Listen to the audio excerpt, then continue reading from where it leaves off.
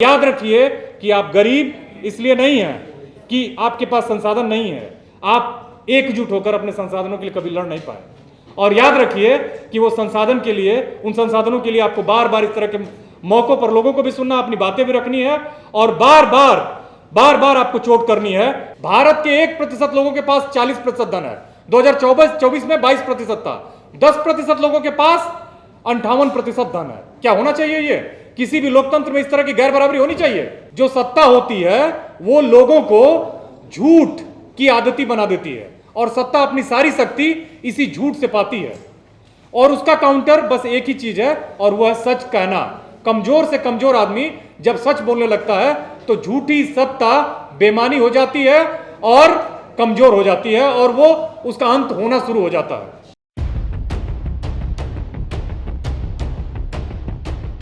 बात शुरू करता हूं।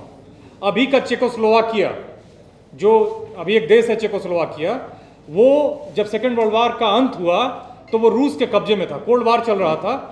वहां एक बहुत बड़े चिंतक थे, बेसिकली वो साहित्यकार थे। उन्होंने एक निबंध लिखा और वो निबंध था the power of the powerless, मतलब कमजोरों की शक्ति। और ध्यान से सुनिएगा, वो एक आम आदमी थे। वो साहित्य लिखा करते थे, मतलब साहित्यकार थे, नाटक लिखा करते थे बेसिकली। बाद में वो चेकोस्लोवाकिया के राष्ट्रपति बने। एक सामान्य आदमी इसलिए बने, उन्होंने उस लेख में साफ साफ कहा था। और आपको याद होगा, आपने अगर 6 महीने पहले भाषण सुना होगा कनाडा के एक बड़े नेता का, जब ट्रंप ने कनाडा के ऊपर कई तरह के हमले किए। एक तरह का वो साम्राज्यवादी था। जब अमेरिका दबोच लेना चाहता था कनाडा को, तो उन्होंने उसका विरोध किया और एक जोरदार भाषण दिया। उस भाषण में उन्होंने चेकोस्लोवाकिया के एक ठेले वाले का जिक्र किया। ठेला वाला सब्जी बेचा करता था, फल बेचा करता था, और उसने अपने ठेले पर लगा रखा था दुनिया के मजदूरों एक हो।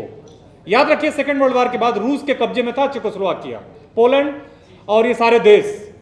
और ये उतना ही खोखला भाषण था या नारा था जितना झूठे मैंने तमाम रूस की स्टालिन को बहुत सारे लोग हीरो के तौर पे लेते हैं, मैं भी हीरो और विलन दोनों के तौर पे लेता हूं। तो कब्जे में था चेकोस्लोवाकिया और कम्युनिज्म वहां लोगों का उत्पीड़न कर रहा था, ये सच था। और उस दमन में वो ठेले वाला अपने उस पर रोज लगाता था इसको, जबकि वो इस बात में विश्वास नहीं करता था। हावेल ने साफ साफ अपने लेख में लिखा कि जो सत्ता होती है वो लोगों को झूठ की आदती बना देती है और सत्ता अपनी सारी शक्ति इसी झूठ से पाती है।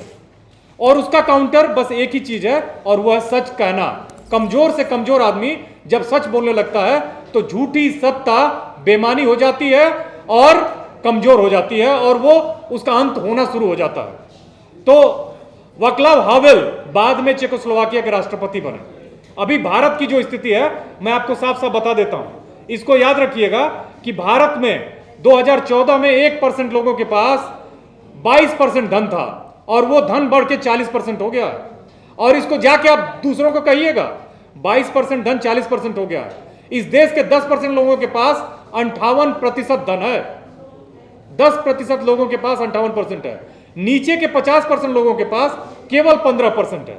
आपकी गरीबी, मैं भी एक सामान्य आदमी हूं, हमारी गरीबी का सारा जो कारण है वो कहीं ना कहीं ये जो सिस्टम है उसमें है। मैं किसी एक व्यक्ति को दोष नहीं देता हूं, लेकिन जब सिस्टम ट्रांसपेरेंट नहीं होता है, सिस्टम डेमोक्रेटिक नहीं होता है, तो नुकसान समाज के सबसे कमजोर और गरीब आदमी का होता है। हम सभी गरीब हैं।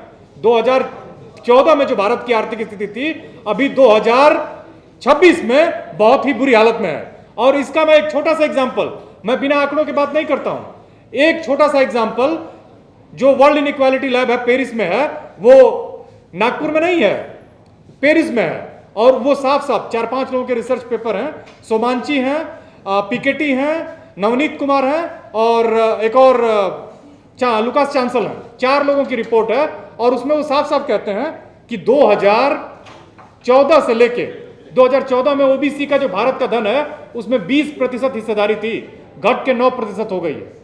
एससी शेड्यूल कास्ट की हिस्सेदारी वो 1.9 थी, थोड़ी सी बढ़ी है, 2.3% है। आदिवासियों का कोई सटीक डेटा नहीं है। माइनॉरिटीज का, ये चारों वर्गों का मिला के भारत के धन में केवल 13% हिस्सेदारी है। ये मैं नहीं कह रहा हूं, वर्ल्ड इनइक्वालिटी लैब की रिपोर्ट जो 2023 में आई वो कहती है। इसको मैं बार बार कहता हूं, याद रखिएगा, इसलिए कह रहा हूं क्योंकि आप कहीं है ही नहीं। भारत के 1% लोगों के पास 40% धन है। 2024 में 22% था। 10% लोगों के पास 58% धन है। क्या होना चाहिए? ये किसी भी लोकतंत्र में इस तरह की गैर बराबरी होनी चाहिए? कोई सिस्टम है? आप समझते हो कि मैं गरीब हूं। आप गरीब नहीं हैं, आप इसलिए गरीब हैं क्योंकि आप उसी झूठ में बह रहे हैं जो वाक्लाव हावेल कहता था। हावेल इसीलिए इस बात को कहता था कि आप जिस दिन केवल सच बोलिए, आप बहुत आंदोलन मत करिए, आप बस ये बताइए कि आप भी अगर पाखंडी हैं उसको भी बोलिए। मैं ये कहता हूं ना कि ये जो बातें होती है ना ओबीसी, एससी, एसटी और माइनॉरिटीज की, हम अपने व्यक्तिगत जीवन में कितने संवेदनशील है माइनॉरिटीज को लेकर। अपने ड्राइंग रूम में हम क्या सोचते हैं? मंचों से बड़ी बड़ी बातें होती हैं। कितनी इंटरकास्ट मैरिजेस हो रही हैं? नहीं होंगी। पटेल, कुशवाहा, यादवों में तो होती नहीं है, जाटों में होती नहीं, गुजरों में होती नहीं है। आप एससी एसटी से कब करोगे? आप सोचो कि इसी देश में अछूत होना एक समस्या थी, छुआछूत एक प्रॉब्लम थी, लेकिन इस तरह की चीजें कब आगे बढ़ेंगी? हमारे एक दोस्त हैं जो यहीं खड़े हैं, वो कहते हैं कि इंटरनेशनल मैरिजेस करिए आप।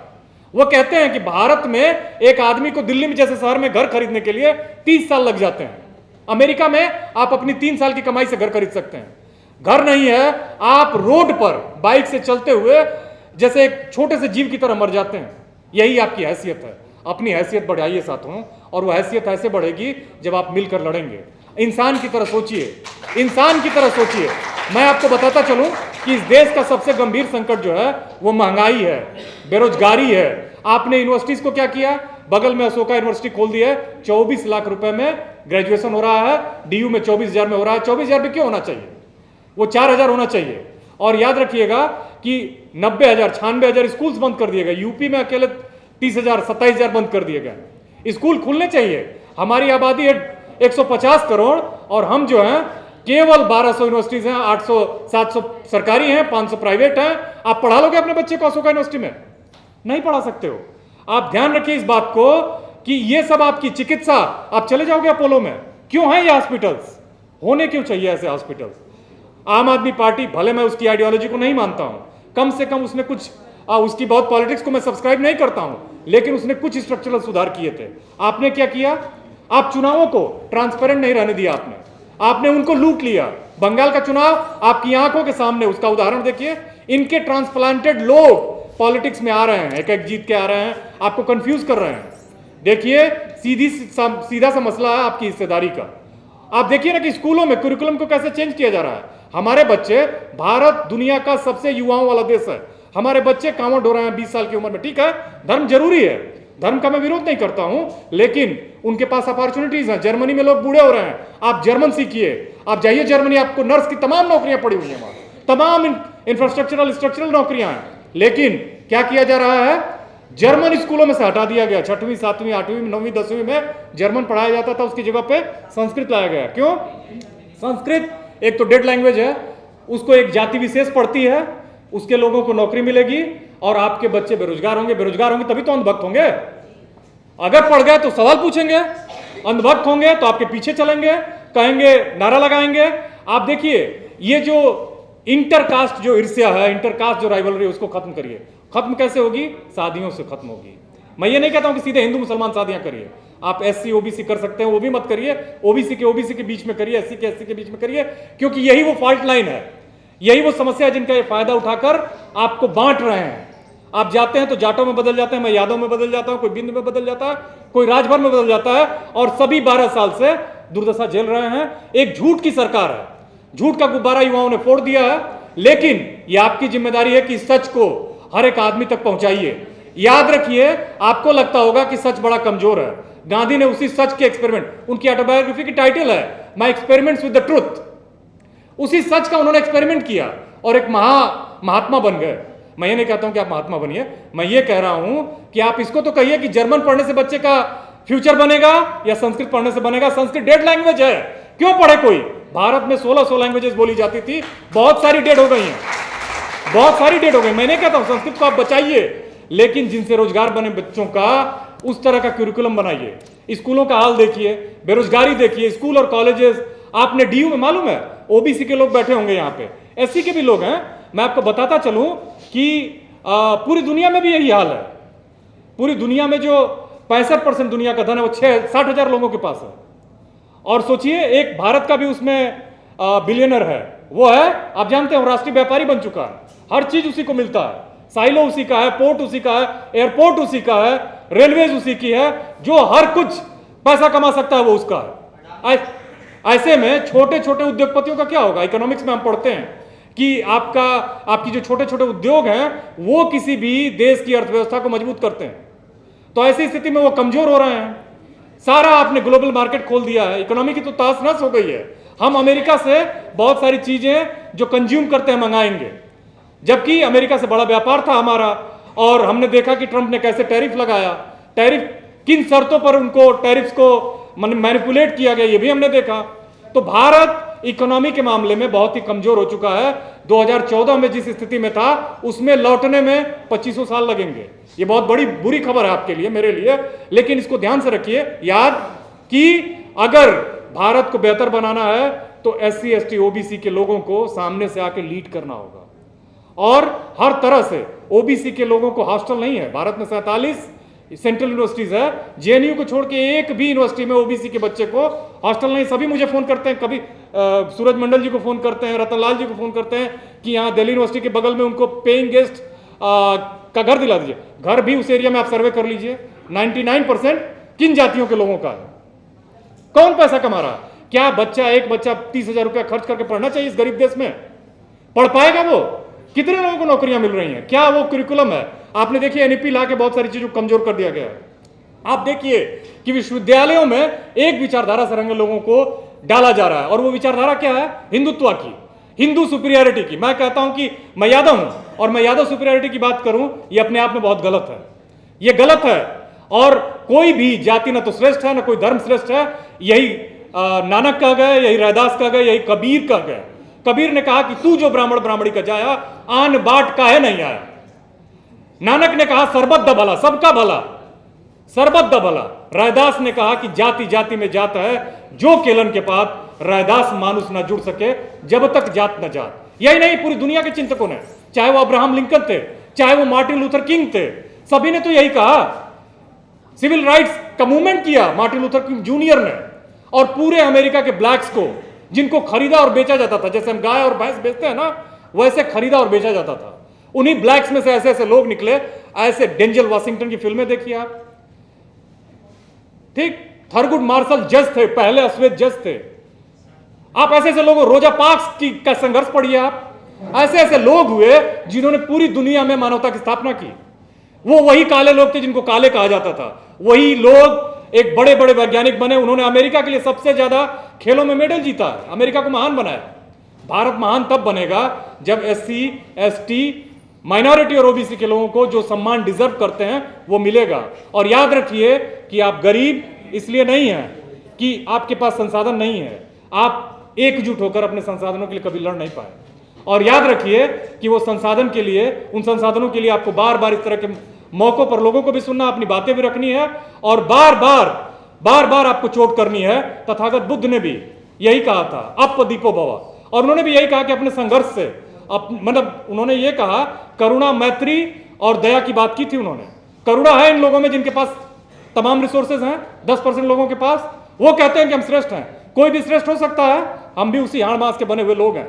इसलिए वाक्लाव हावेल, जो चेकोस्लोवाकिया के एक ऐसे व्यक्ति थे जो सामान्य आदमी थे, अपने सच की वजह से उन्होंने उस कम्युनिस्ट शासन को खत्म किया। पोलैंड और तमाम देश आजाद हुए। हमने देखा है रूस का एक कब्जा था बड़े इलाके पर, और वो उस दमन से उन्होंने मुक्ति दिलाई। उन्होंने कहा कि the power of the powerless is the truth. और झूठ जो है तानाशाहों की शक्ति है। झूठ को आप डिसमेंटल करिए, झूठ को आप क्रिटिसाइज करिए, झूठ से दूर जाइए, सच का रास्ता पकड़िए। देखिए एक आंदोलन से इनकी हालत खराब है, इनकी हालत खराब है। ये नजर नहीं मिला पा रहे हैं, बोल नहीं पा रहे हैं, झूठ पर झूठ का प्रोपेगेंडा, और दिनों दिन ये नीचे जा रहे हैं। तो मैं यही कहूंगा, महंगाई, बेरोजगारी से आजादी चाहिए, हमको जातिवाद से आजादी चाहिए, हमको मानवतावाद की स्थापना चाहिए, और हमको हर तरह की विकृति से आजादी चाहिए। हम किसी से न श्रेष्ठ हैं, हम समता में रहना चाहते हैं, जो बाबा साहब का एक विचार था, जो मानवतावाद की स्थापना चाहता था, जो हर मानव को और हर व्यक्ति को, चाहे वो स्त्री हो चाहे वो पुरुष हो, बराबरी की नजरों से देखता था। ऐसा ही भारत हमारे सपनों का भारत हो सकता है, ऐसे ही भारत से भारत श्रेष्ठ हो सकता है और दुनिया के दूसरे देशों को पीछे छोड़ सकता है। एक और बात के साथ मैं अपनी बात खत्म करूंगा कि 1980 और 90 तक चीन और भारत एक साथ थे, एक ही जैसे इकोनॉमी थे। आज चीन 20 ट्रिलियन की इकोनॉमी है। हालांकि मैं चीन की पॉलिटिकल बहुत सारी चीजों को नहीं मानता हूं, उसमें समस्याएं हैं, लेकिन वो 20 ट्रिलियन की इकोनॉमी है। भारत 4 ट्रिलियन की इकोनॉमी है। जानते हैं इसलिए क्योंकि मंडल कमीशन आया और उसका सपोर्ट करने की जगह पर लोगों ने विरोध किया, और उसी का कारण है कि वो युवा जो बड़े बड़े वैज्ञानिक होते, आज वो उसी मंडल की अभी मांगों को पूरी करने की मांग कर रहे हैं। और हालत यह है कि भारत दुर्दशाग्रस्त है। तो इसीलिए साथियों, चीन को डेन जियाओपिंग ने बदला, भारत अभी भी ऐसे नेता का इंतजार कर रहा है और वो नेता निकलेगा SC ST और OBC समाज से। धन्यवाद। जय भीम।